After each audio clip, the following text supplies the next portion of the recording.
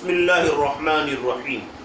دعا مانگنے کا مستن طریقہ: سینہ کے سامنے ہاتھ اٹھائے اور ہتھیلیاں آسمان کی طرف رہیں، کیونکہ دعا کا قبلہ آسمان ہے۔ دونوں ہاتھوں میں تھوڑا سا فاصلہ ہو۔ شامی، جلد نمبر 1، صفحہ نمبر 474۔ اور دعا کے بعد دونوں ہاتھوں کو چہرہ پر مل لیں۔ مشکوٰۃ شریف، صفحہ نمبر 190۔ یہ نیک فعل ہے، گویا شاہی عطیہ مل گیا اور سر آنکھوں پر رکھ لیا اور سر آنکھوں پر لگا لیا۔ یہ ادائے بندگی عجیب ہے اور کیا ہی محبوب ہے۔ دعا کی ابتدا اپنے نفس سے کریں، اپنی ذات سے کریں۔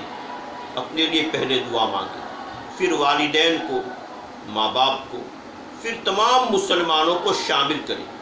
مشکوٰۃ شریف۔ اول و آخر درود شریف پڑھنے سے دعا جلد قبول ہوتی ہے۔ شامی، جلد نمبر 1، صفحہ نمبر 384۔ اول و آخر درود شریف پڑھنے سے دعا جلد قبول ہوتی ہے۔ شامی، جلد نمبر 1، صفحہ نمبر 384۔ افضل یہ ہے کہ پہلے جب ہم دعا شروع کریں، اللہ تبارک و تعالیٰ کی حمد و ثنا ہو، تعریف ہو۔ الحمدللہ رب العالمین، یا الحمدللہ الذی بنعمتہ تتم الصالحات، یا الحمدللہ حمدا کثیرا طیبا مبارکا فی۔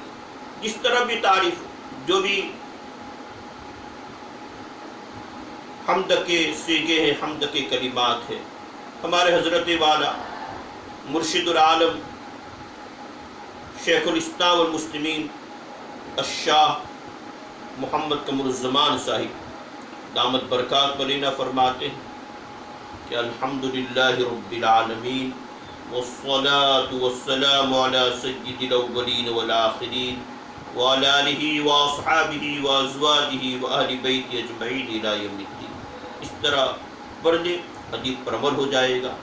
پہلے حمد و ثنا ہو اور اس کے بعد درود و سلام ہو، اور اس کے بعد پھر اپنے لیے، پھر ماں باپ کے لیے، پھر تمام مسلمانوں کے لیے، بلکہ پوری مخلوق کے لیے دعا کریں انشاءاللہ عز و جل۔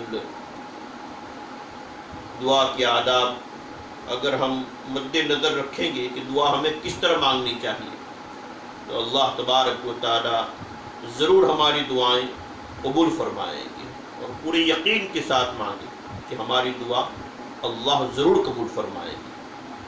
اللہ تبارک و تعالی مجھے آپ کو خوب دل سے دعائیں مانگنے کی توفیق عطا فرمائے۔ سبحانک اللہم و بحمدک، اشہد ان لا الہ الا انت، استغفرک و اتوب الیک۔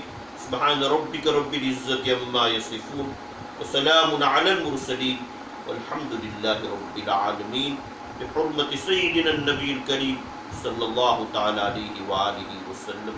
میرے ہاتھ میں حضرت والا حکیم الامت ثانی الشاہ مولانا علامہ حکیم اختر صاحب کی کتاب ہے، جس کا نام ہے کشف المعرفت، صفحہ نمبر 508، صفحہ نمبر 509 پر یہ دعا مانگنے کا مستقل طریقہ حضرت والا حکیم الامت ثانی الشاہ محمد حکیم اختر صاحب نے لکھا ہے، تحریر فرمایا ہے۔